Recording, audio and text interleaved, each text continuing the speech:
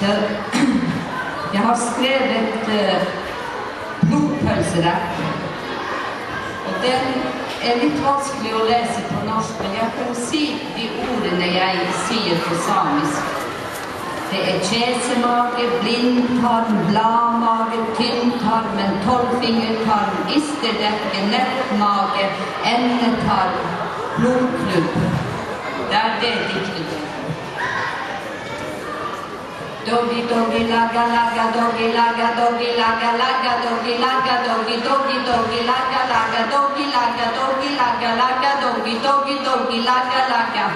Levsos, levsos, gaparos, sapposa, sapposa, mangemuigi, mangemuigi, mangemuigi, mangemuigi, mangemuigi, mangemuigi, chalmas, tjeksa, chalmas, tjeksa, chalmas, tjeksa, tjeksa, tjeksa, komposa, komposa, sapposa, sapposa, sapposa, sapposa, mangemuigi, mangemuigi, mangemuigi, mangemuigi, mangemuigi, mangemuigi, levsos, levsos, levsos, doggy, laga,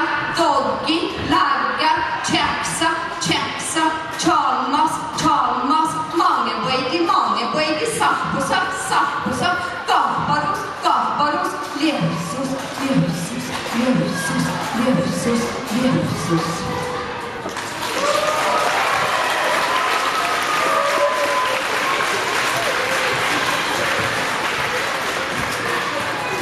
Ja della la maŋemus võetilemme.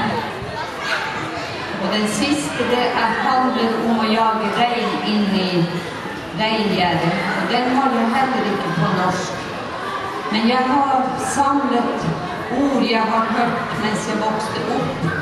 Og mens jeg også var pleid å dra til reingjerdet i voksen alder og har lyttet på de ordene de har brukt når de samlet. Og dette dikten handler om reinflokkene inne i hangarmene.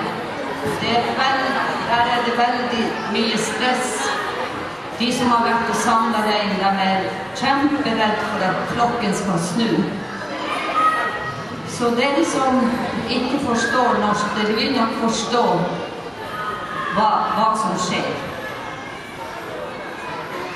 Enne, tus, tus.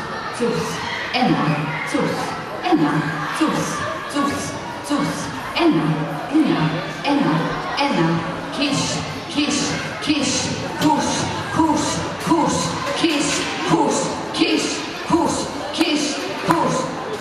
Ja, vekkani, man hodi, hei, hei, hei, hei, hei, hei, hei, hei, hei, hei,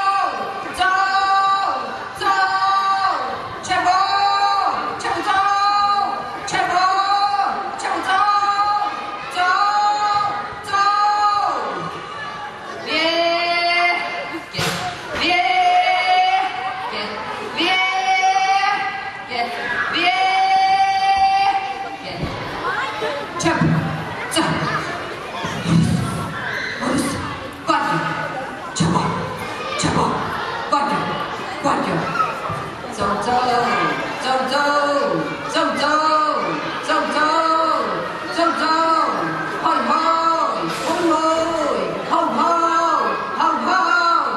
hei,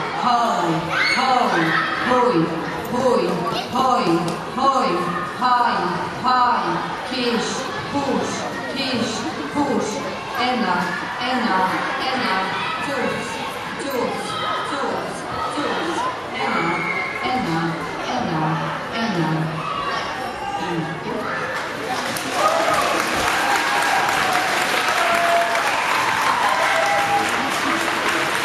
därför förhastades sami almundi ruđa ja verki nuppi guovvamánu.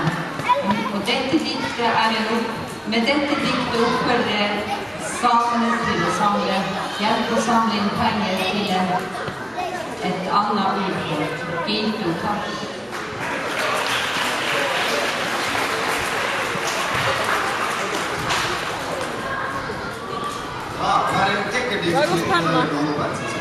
Ei läht.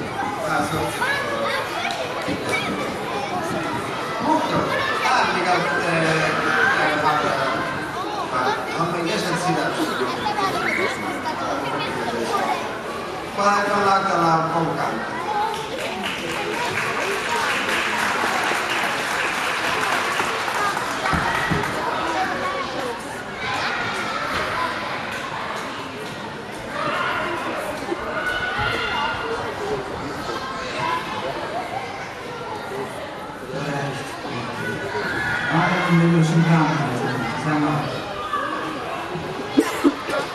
Amballe kun joikasti tuua. Ilusuudella nuoret tuulimme.